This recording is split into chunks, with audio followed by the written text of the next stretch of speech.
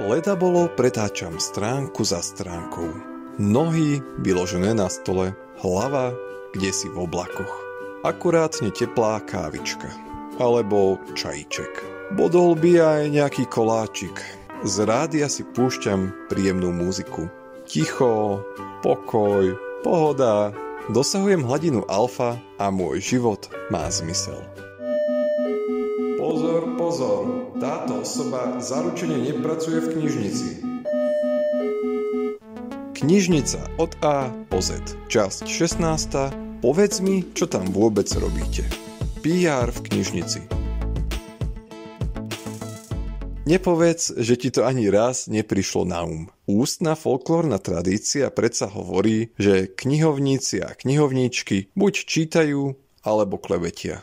Najlepšie všetko naraz. To by bol ale skvelý život. A teraz vážne. Predstav si, že miesto, kam si ty prídeš oddychnúť, je zároveň miestom, na ktorom musíme preukázať čo najväčšie sústredenie na svoju prácu. Viditeľnú aj neviditeľnú. Nie všetko, čo sa robí, totiž musí zákonite sprevádzať hlasný rámus. Rovnako by sme však nemali zabúdať, že sa za dobre odvedenú prácu netreba hanbiť.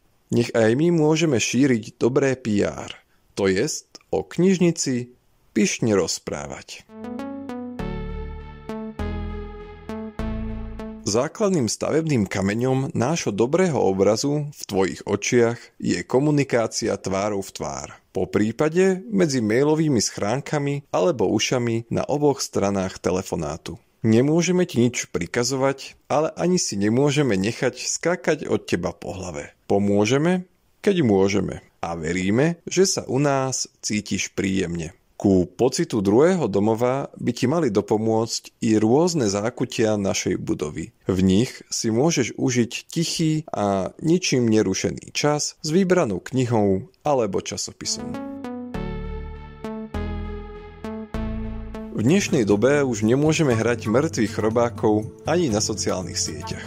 Informujeme ťa o našich bežných i špeciálnych dňoch. Približujeme ti zaujímavé osobnosti, či posúvame skvelé knižné tipy. More fotiek v albumoch i mimo nich, zopár videostrojčekov a záplava príspevkov. V našom online oceáne sa možno niekedy cítiš ako na opustenej pličine. Ubezpečujeme ťa však, že sa snažíme ti túto masu informácií čo najviac sprehľadniť. Môžeš sa plaviť hlboko do minulosti, či ostať na vlnách posledných dní.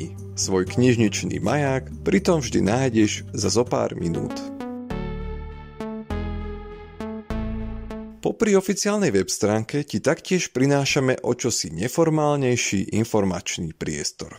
Ako jedna z malého počtu slovenských knižníc ťa unášame do blogosféry. V našej knižnici nájdeš tipy na zaujímavé knihy, čitateľské výzvy, reportáže zo zaujímavých podujatí a udalostí, no rovnako i prepisy tohto podcastu. Skrátka, tento informačný koktail si môžeš dopriať kedykoľvek, keď chceš vypnúť a zároveň sa nevedomky inšpirovať. Písmenka nám ubúdajú, ale síl ešte ostáva dosť. Ostaň s naším podcastom naďalej na ceste za tajomstvami jednej knižnice. Najbližší cieľ sa skrýva pri písmenku R.